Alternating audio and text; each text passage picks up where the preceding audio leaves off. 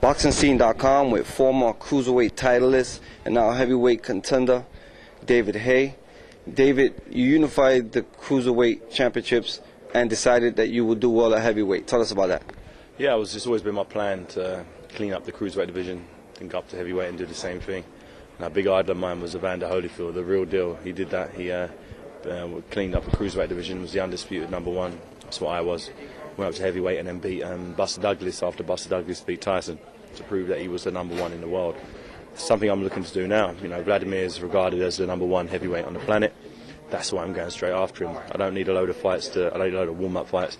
I'm going straight in there. You know, should be it's under 70,000 people in the Valken Stadium in Germany. A lot of them be his supporters. So I expect going into the Lions Den. But that's all good with me. I did it when I fought Jean-Marc Mormec in Paris.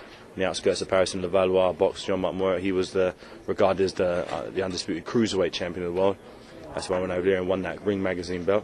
Went over there, took him out and knocked him out in front of his home people. I'm looking at doing exactly the same thing here. You made your venture into the heavyweight division against Monty Barrett. Tell us about that fight. Yeah, Monty Barrett, that was just like a little it was just a marking time fight. I just wanted to fight someone who the American public knew, who people could sort of measure me against. You know, Barrett had boxed, Vladimir had boxed, Vladimir. You know, I know guys took a little while to get him out, but Vladimir took 7 rounds. Vladimir took 11 or 12 rounds. I went over there and did it in 5 rounds. So I just wanted to let everyone know that, you know, I can take these guys out. The heavyweights, the cruiserweights I've been able to take out of these heavyweights to go down just as easy. You moved up to the heavyweight with your target on the Klitschko brothers. That fight is happening for you. How satisfied are you that it's happening so soon? Yeah, I'm more than satisfied. It's the fight that I wanted. It's the fight that the world's boxing public wanted, and that's why I'm here. You know, it just showed testament to how big this fight is. 47,000 tickets sold in under 2 days. You know, if you look at his Vladimir's last few fights, you know, he's had to give a lot of tickets away. You know, he fought Hasim Rahman. He was over the hill. Everyone knew that. Tony Thompson, nobody really knew who he was. Sultan Ibragimov. Both of them got booed as one of the worst entertaining fights in boxing history. And now he fights the Haymaker, and boom, within 2 days, 47,000 tickets. There's got to be some kind of a record. 47,000 tickets in 2 days. Because people know what I bring to the table. People know that I bring the pain. People know that I'm the most exciting heavyweight on the planet. And you're going to see something special on June 20th. There's been some comments about a picture of you holding the severed head of the Klitschkos as well as a shirt holding both heads. I mean, did that picture do exactly what you wanted it to do? Yeah, exactly. I wanted to make a statement. I wanted to get under his skin. I wanted to force him to fight me. He didn't want to fight me. He wanted to fight some other guy who nobody was interested in. Have maybe make another voluntary defence against. Nobody's interested in that fight. People want to see this fight.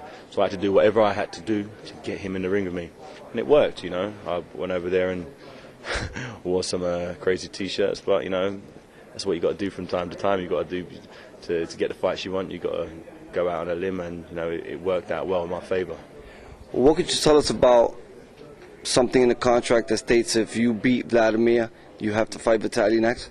I can't really talk about contractual terms for legal reasons. I think it's Vladimir's manager has stated clearly that if I do beat him, then my next fight will be against either Vladimir or Vitaly, one of the two, whichever one they choose. But I guarantee it will be Vitaly because Vladimir won't want a rematch after I destroy him. Talk to the fans and tell them why they should tune in on June 20 to Klitschko Haye. Yeah, June 20th, tune in to HBO or RTL or Setanta Sports or wherever the fight is that you're watching it, because you're going to see the changing of the guard. You can see the old robotic Ivan Drago heavyweights getting knocked what they call the fuck out, and you can see the new breed, the new exciting breed of heavyweight coming through, lean, in shape, throwing bombs with both hands, and it's going to be amazing. Make sure you don't miss it. David, we appreciate your time. Good luck on the 20th. Thank you, man.